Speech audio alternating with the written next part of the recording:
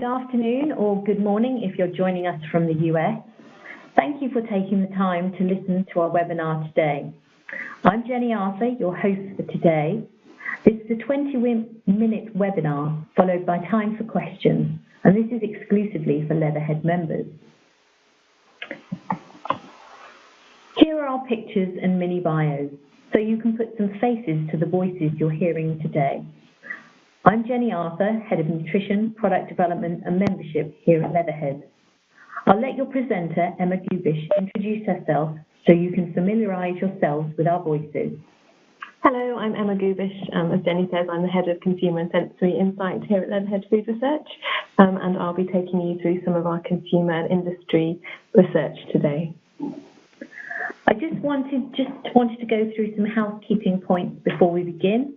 If you have any technical difficulties throughout the webinar, please use the Q&A facility on the bottom right-hand side of the screen, and our technical team will respond to you directly. If you have any questions relating to the webinar, please also use the Q&A facility. We will store the questions up to the end of the webinar and then answer as many as we can. We will be recording this webinar and will make it available to members. Leatherhead Food Research is a global food and beverage consultancy with a 100-year history. As a valued member of Leatherhead, this is one of your member benefits. And we are a truly global company, and we use webinars to easily access all of our UK and overseas members. We have over 1,200 members, and 17 of the top 20 food companies are members of Leatherhead. We offer preferential services to our members, and these include on-demand access to our experts through using your helpline hours. Member-only insight of this webinar is included, and discounted fees on projects. If you have any more queries about your membership, at the end of the presentation, we have an email address that you can contact. Just a little bit about Leatherhead before we start. We have a unique breadth of scientific, regulatory, consumer and sensory expertise. We have over 250 scientists ranging from microbiologists, food scientists, nutritionists and engineers, and we have 13 native speakers. We have deep food and beverage experiences with 2 R&D centres in the UK. We also have hall and train panel facilities for consumer testing, and we have a large consumer database. In this 20-minute webinar, Emma Gubisch, Head of Insight, will discuss the current challenging times in consumer insight, how to act like a startup with the resources of a multinational, looking at democratization of innovation and getting closer to the consumer, and finally looking at consumer-led innovation. And then we'll take questions right at the end. I'll now hand you over to Emma. Thank you, Jenny. So I suppose many of you might be feeling that the times are quite challenging at the moment, particularly for a food and beverage company. And there are real challenges both on the demand side and the supply side as well. So on the demand side, we do have this very changing consumer who can be quite sensitive about the food and beverage products that they're eating. They can be very demanding. With a strong voice, they can quite quickly get onto social media and say something about a company which can have a real impact on the reputation of that company. They can seem quite fickle, changing between different brands and different providers. So 1 minute shopping in one supermarket, but then very happy to shop in a budget supermarket as well. And also very inconsistent. It can feel as though they ask for one thing on one hand, and then they go out and buy something very different. I think also one big challenge for the food and beverage industry is this feeling that many consumers are turning away from processed food, mass-produced food, and calling for for something different, for something other, whether that's a natural product, whether it's a free-from one made from local ingredients or an organic product, but something that's not mass-produced and something that's different. And also this demand for something which is actually very personal to me, very personalised product, which really gives quite a challenge to how you can manufacture products to meet that changing consumer. So on the supply side, we're faced with some real technical challenges around reformulation, particularly when you think about formulating products for sugar reduction. Companies are often set up for mass production, the big companies. It's all about high volume and low cost, but it's not set up for these very personalised products for individuals. Also, companies have a lot of legacy equipment, potentially some old factories, which can make it hard to change factory lines very quickly and hard to change and respond to different business models. And so in this space, we're finding a lot of new competitors are coming into the fray. Often they're very small, nimble startups who can jump onto a consumer trend very quickly, and also new models of doing business. So actually, how do you get your product direct to the consumer, potentially bypassing the retailer? What are the new manufacturing models that are potentially out there? Manufacturing closer to your consumer, using locally sourced ingredients which are closer to your consumer, all those kind of things. So it is a potentially challenging time at the moment. And I just wanted to share some consumer insight that we carried out last year in the UK, the US, France, China, and Brazil, because it does show the real consumer appetite for change which is out there. And it's just a bit of a snapshot, really. We've got more detail in our member report, Serving Up Solutions to a Changing Consumer. But I just wanted to share some of these insights. So when we took all of those countries together, which was over 6,000 consumers, half were trying to eat less sugar, a third were trying to eat less meat, a third are trying to cook more from raw ingredients, a quarter are trying to drink less alcohol, 1 in 10 are trying to cut gluten from their diet, 1 in 10 are trying to cut dairy, and 1 in 6 are trying to eat more protein. And it just shows some really considerable changes that they're making to their eating habits, a lot around trying to eat more healthily. And it doesn't necessarily mean that these people are successful in doing this, but it just shows the desire for change that these consumers are expressing. And often the companies which are successful in this space are the ones that are helping consumers to actually achieve these goals that they're setting for themselves. I've just got a little bit more detail broken down here at the country level. As I say, there is much more detail in our longer report, but this shows the sugar statistics broken down by those different countries. So you've got the all-country figure there in pale blue, with half of all those countries trying to eat less sugar. It's highest amongst the Brazilians and lowest amongst the UK consumers, but really high, significant numbers across all countries. And actually, it isn't shown here, but we saw as consumers got older, the more likely they were to be trying to cut sugar. So it was also related to age as well. I've got a slide here about people who are making effort to cut meat from their diet. So we saw the all-country figure there, 29%. China is the highest, 37%, going down to the lowest at the UK, with 14% of UK consumers trying to cut meat.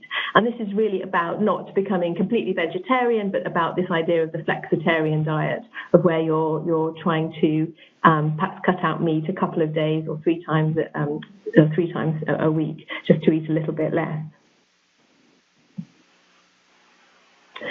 In terms of the figures around protein, so we were asking both eating more protein and drinking more protein. We wanted to draw out the distinctions between the two. We've got the all-country figures here. And Brazil and China very high, with almost a quarter of consumers trying to eat or drink more protein there.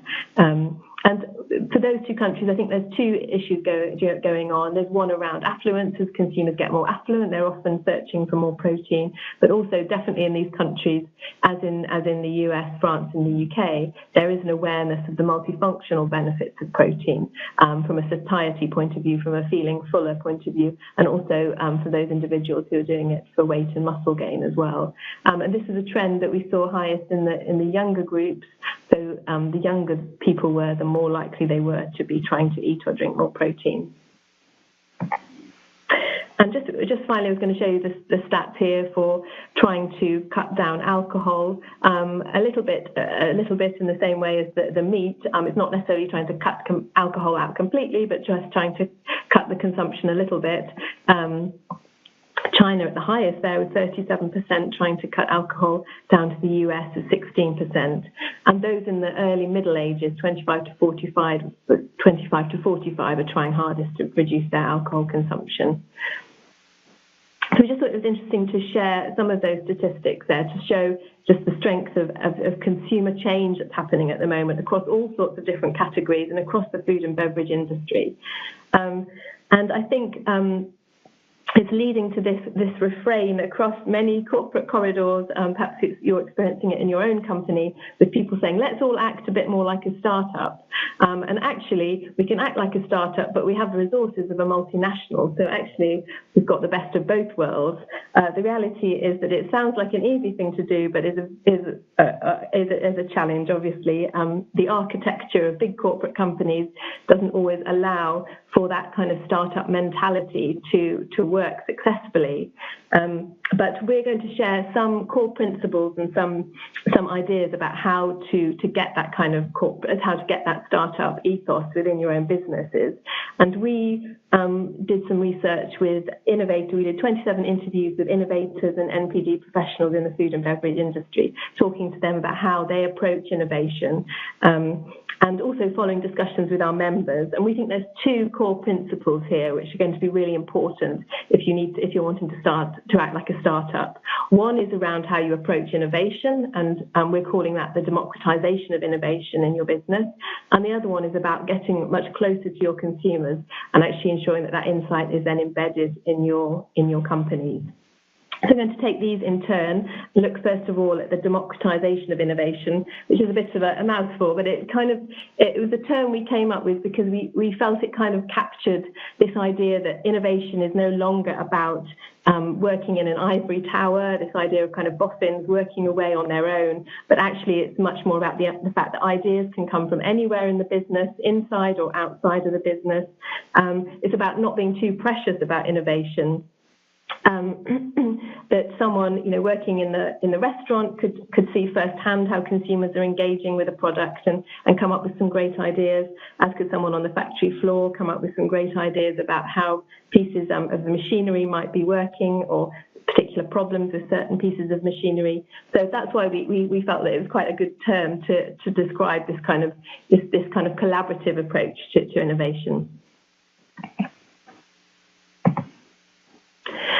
And one of the interesting things that came up about innovation is that it's something that is very challenging to do well, and that it can sometimes feel at odds with traditional business strategy. So businesses tend to like certainty, a good return on investment, so they don't want to have to worry any shareholders with talk of anything actually failing. Whereas innovation actually requires a lot of investment. It promises no return on that investment, and by its very nature, it has to fail. Some innovations will fail. So how can a company get confident, get happy with that sort of idea of failing? So it's really about companies having processes that accommodate that uncertainty, accommodate that sort of acceptability that some of these innovations aren't going to work by their very nature of the way innovation happens. So it's about creating timelines and budgets that recognize that kind of uncertainty. And it was interesting hearing some companies talking about how they're going about sort of instilling that sort of startup mentality, doing kind of Dragon's Den style meetings where you have to kind of bid for money, you pitch your idea and you have to bid for money. So kind of trying to find new ways of unlocking ideas and actually not necessarily conforming innovation to your sort of standard way of working. We also found that the interviewees we spoke to talked a lot about the expertise and knowledge within their own four walls, but the fact that as a corporate company, it gets harder and harder to unlock that knowledge and value, harder to share that value around the business, particularly as you get larger and you have people at different sites. So the people we spoke to were saying that they were creating structures to try and unlock that value. So sometimes it was about restructuring the business physically to actually site people in places where they felt it would be much easier to share value. So one food service company had moved from being structured by geography to structuring around market maturity. So they grouped together all their foundation markets into one site, and all their more developed markets into another site. There's the idea of having kind of innovation hubs, whether that's virtual ones or physical ones, innovation days and summits, using more social media-like features on corporate websites to share knowledge, and also the value of having a kind of a corporate or a central team who are able to almost have that helicopter view of what's going on and can share learnings across the business. So one company talked about how they had sight over lots of micro projects that are happening at different locations, and they're able to share learnings around opportunities and challenges, those kinds of issues. So as well as trying to unlock the value within the business, there was very much the feeling that for innovation to really succeed, it's actually about a very, very collaborative approach to innovation, which will include stakeholders from outside the business as well. So putting as many heads together as possible to solve the complex challenges that the industry is facing today. If you think about things like trying to reformulate products to remove sugar, the technical challenges those pose, actually you do need the best minds coming together to try and solve that problem. So yeah, really interesting about how you enable that to happen, and even talk about crowdsourcing ideas, which is kind of the embodiment of collaboration. And I'm not sure we're quite at that stage, but it's definitely something that some companies are talking about, where it really is that wisdom of crowds, the kind of Wikipedia idea that the more heads you get together, the more likely you are to actually solve a problem. And as we talked to our interviewees, it became clear that actually they saw innovation is almost like a web of innovation. So you've got your core stakeholders within the business, so your core teams, your insight marketing, your R&D and technical and NPD teams. You really need your buy-in from your senior management, your CEO and the senior people. But then if you're doing NPD or stretching your category, you're going to be talking to ingredient companies, you're going to be talking to retailers. And if you're thinking about the next generation innovation or your open innovation, then you're potentially working with competitor companies, universities, industry bodies, or even startups. So thinking about the challenges for the future, 5, 10, 15 years away, and what technical challenges do we need to solve, and who do we need to get together to try and solve those kind of questions.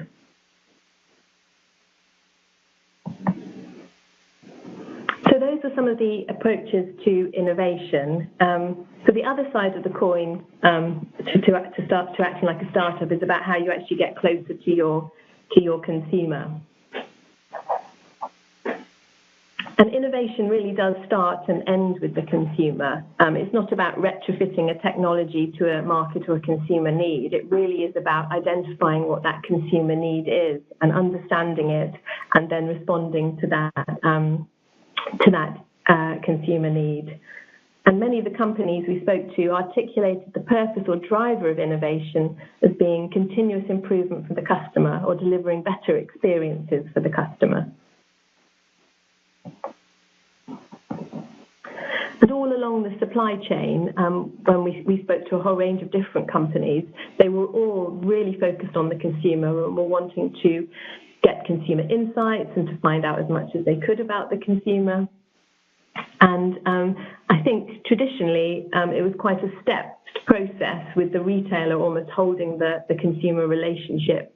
But now it's quite different. If you see the paler blue dotted lines, everyone along the supply chain has got access to the consumer, whether that's to sell to them directly, if you think about ingredient companies potentially selling meal kits to consumers, or manufacturers being able to sell via Amazon and cutting out the retailer.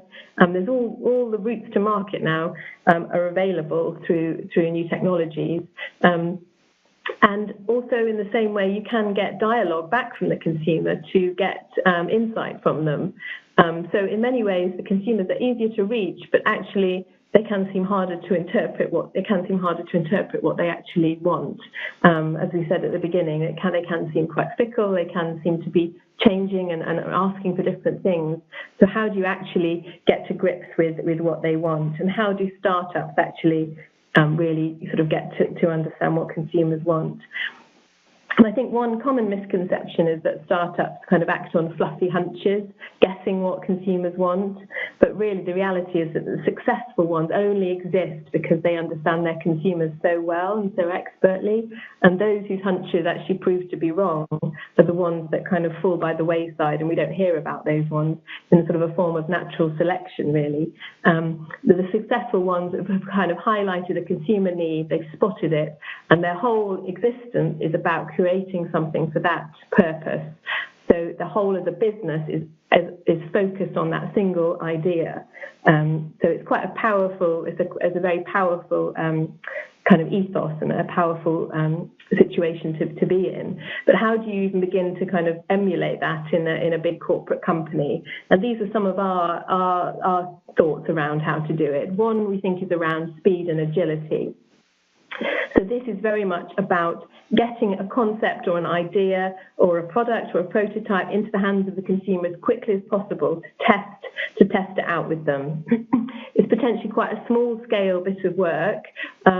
It should have rigor, robustness to it, but you're doing it in quite a quick and quite a speedy way and on quite a small scale to try and get that quick reaction to understand what they think about the idea. Then there's really understanding what your capability and capacity is like internally from an insight point of view. So what can you do in-house, and where do you need support? Where do you need to partner out of the business with, that in that collaborative sense we talked about before? And who are the expert agencies who can really help you? New and novel methods often get people very excited. They can be a way to win your Dragon's Den, to get the money on your Dragon's Den bid meeting. But I would say, you always need to pick the method that is going to get you the insight that you require and to get you the answers that you need. So don't throw away the baby with the bathwater and throw out the old methods. Sometimes the discussion groups might just be what you need in that kind of speedy, agile moment to get a quick understanding of a concept. So it's really about picking the methods that really work at the time that you need them. That's not to say there are some really exciting methods out there, particularly when you think about the sensory field. If you're thinking about those temporal methods where you're looking at how the product tastes at different points along the eating experience. So at the point that they first taste it, and then how the flavour develops in the mouth, and then the point that they swallow it, and throughout the whole consumption of the product is some really exciting methods there to get to a much more nuanced understanding of consumer product testing. Also, the more immersive and collaborative techniques are very exciting. There's a lot of discussion in the sensory and consumer world around immersive techniques. I don't think it's definitely in development at the moment, but looking at the use of virtual reality, augmented reality to actually put people much more into the natural setting where they would consume a product. Then obviously more from the market research world, you can go down the ethnographic approaches where you actually, observing people consuming something in the real life setting. We're using a lot of research online where we set up online communities and getting consumers to upload their own content as they talk through their own cupboards and talking through the products they've got in their own cupboard. We're getting them to go to the supermarket to kind of film their shop as they go around, which does give a sort of real-time experience of what they're doing. So there's some really exciting methods out there. And as I say, it's definitely worth thinking about whether they're going to get you the insight that you need and which is the method that's most appropriate. And what's really important is about doing that robust, in-depth analysis and interpretation. That's really important. because the research is meaningless unless you have that element, and that's something we value particularly here at Leatherhead. I think it's a quote from Henry Ford, but it's attributed to him, but I don't know if it's quite right. He said something like, if you ask people what they wanted, they would have just said a faster horse. And obviously they went on to create the car. And I think it's often said in a disparaging way about consumers, but I always think, well, actually, if you interpret that in a certain way, the consumers are telling you what they want. They want to get somewhere faster. They might not be able to imagine what the thing is that gets them there faster. That's up to the innovators, but actually they're telling you what they want. So it's often about interpretation and about making sure that you do really do that kind of analysis. And finally, I think it's about embedding those insights in the business. So it's really about getting together the core stakeholders. So is it your marketing, R&D and insight people, whoever it is in your business who's owning this project, making sure that you all do own it together and that you all have your part in it. So I always think it's really important that R&D are heavily involved around the language of certain sensory characteristics. What's the language that's used on the factory floor? How does that translate to the language used in the sensory trained panel and with the consumers? That kind of dictionary of language, so that the insights that come out of the work really can be embedded in your business. They can be, what's the quality language that's used in your business? How do you score quality? All those things need to come to play when you're developing your consumer research projects.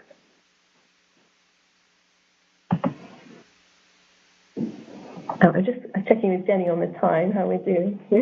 So through our discussions with clients, it's led us to develop our consumer-led innovation approaches, which are based on the principle that consumer and sensory insight needs to be at the heart of innovation decisions. And as I said, it begins with that core group of stakeholders in your business. The functions might be slightly different, but it's the kind of the R&D, the insight and the marketing. It's that group of people working together. And our services are designed to complement the innovation activities which we found were going on in the businesses. So there were people who were very much focused on protecting the existing portfolio of products. Then there's people who are looking to stretch the brand, and then there's those people who are innovating for the future, 5, 10, 15 years into the future. So we very much created our services around those kind of innovation needs. So if you're in that brand protect space, it's very much looking at what's the future for your heritage product. So where's the market going and how is your product going to fit in that market? It makes very difficult decisions because consumers are very used to certain signature characteristics of a product, but as the market changes, what does that mean for your product? As the regulatory environment changes, as the focus on sugar changes, what does that mean? And when is the right time to actually move and make those changes? So we can help clients to understand where the consumer appetite is at the moment, how your product sits against the competitors, and what that means in terms of how you should develop your products for the future. If you're thinking about, the needing to cut costs, how is that going to impact the quality of your product? How can you optimize margins so that you're not compromising on consumer experience? So it's really important to know what's going to have what's perhaps not going to be noticed so much about consumers and by consumers, and what would have a significant damage, what would have significant damage to your brand. And then in terms of stretching your brand, it's really about where your brand has permission to go, and recognising the opportunity areas which are going to deliver success. So what's a real fit with your brand and what isn't.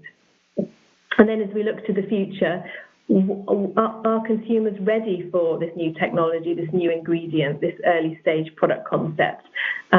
What's the mood towards it? What do they understand by it? What are their worries?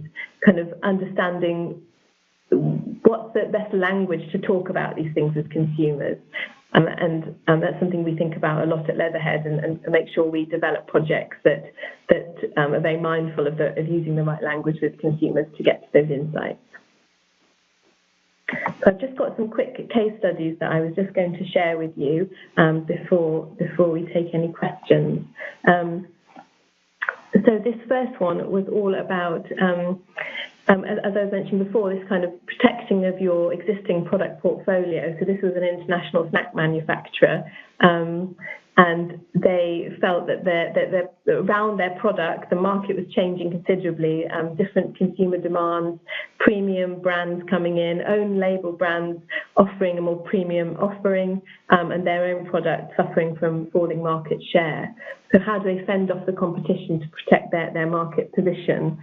And we were actually able to help them with doing some sensory and consumer work, so creating the sensory landscape of where that product sits against its competitors from a very granular sensory perspective, and then the consumer assessments of that product. Which do consumers like? Why do they like those? And when you overlay the two bits of insight together, you can get very clear understanding of which of the sensory attributes that are driving liking, what can you change, what would make the ideal product. And we were able to then give clear recommendations to the client as to possible new recipes that they could develop without losing the product signature taste. And actually the new recipe is due to be launched this year. The next one around the sort of the stretching the brand. So this was working with a global fast food company who were looking to evolve their brand into a healthier space. So moving from a sort of the perception of fast food to being sort of slightly healthier, better, good food. And they were doing this brand shift across their whole brand from the marketing angles right through to the products. We were helping them with their core products on their signature menu.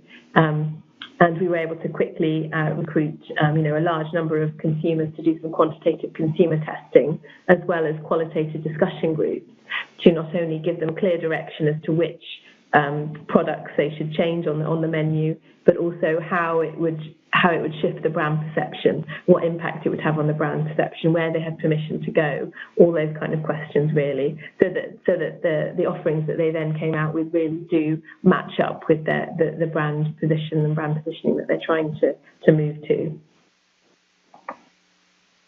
And then this final one in that kind of open innovation disrupt area, looking at whether the consumer readiness for using biofortified crops in processed products. So these are crops which are naturally higher in certain nutrients like iron and vitamin A. It's a not-for-profit organisation.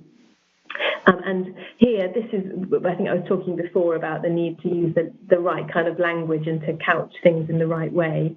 But here, I think because we have that technical and scientific understanding, we can really begin with that understanding and then carefully think about how we talk about these issues with consumers.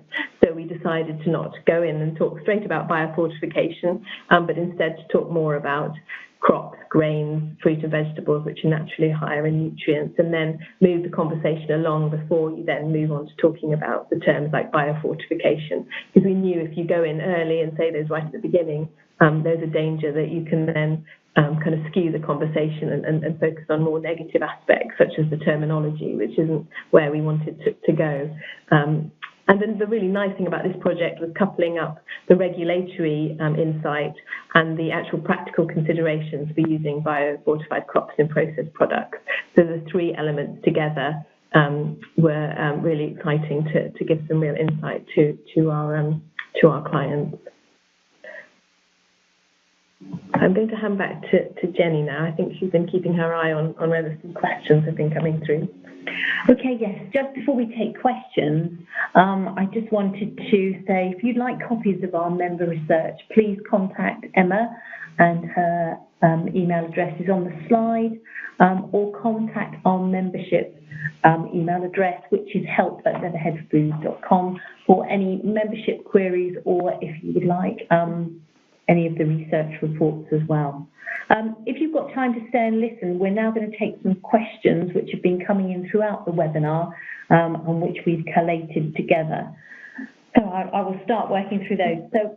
So Emma, you've just given us a snapshot of your research, and what other topics did you cover in the consumer research?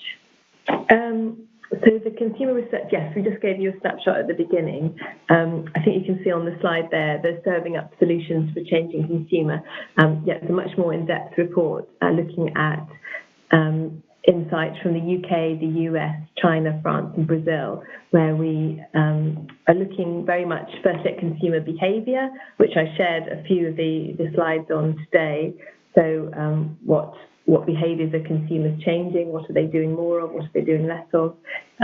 We also were looking at what consumers think about the range of food and beverage products available at the moment. Do they think that they're fit for purpose?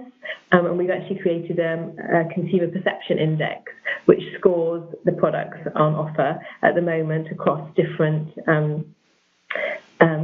factors like safety, price, marketing, nutrition, ethics, and satisfaction. I'm just reading them off the report here, so I don't always remember them.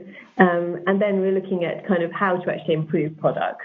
And we've got some sort of key recommendations there as well. So yeah, definitely as members, we'd like to share that with you. So do get in touch on that help@leatherheadfood.com email address, and we can send that out to you. Okay. Another question we've had in, you talked about some of the principles of innovation. Do you have any specific examples of what companies are doing? I think it's probably some of the things that I've talked about. I think it's all about that kind of ethos, trying to get that ethos of innovation into the business. So the sort of the collaborative nature of it, the fact that you need to allow it to almost have its own rules. So I think some of that example actually of the Dragon's Den is quite a nice one, I think, because that shows, you don't normally have to go in and pitch for money in quite that way. I think perhaps that sort of playfulness is quite a nice way to try and bring in different ways of working and trying to think about innovation in a different way. Okay. Lastly, as we're running short of time, can you give me some examples of novel consumer insight methods?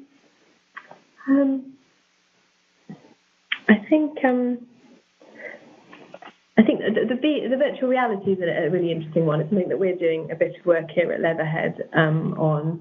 I don't think the sensory and consumer world has kind of decided what it thinks about virtual reality yet, which is quite interesting. I think when you go along to a lot of the sensory events, VR and augmented reality are discussed quite a lot.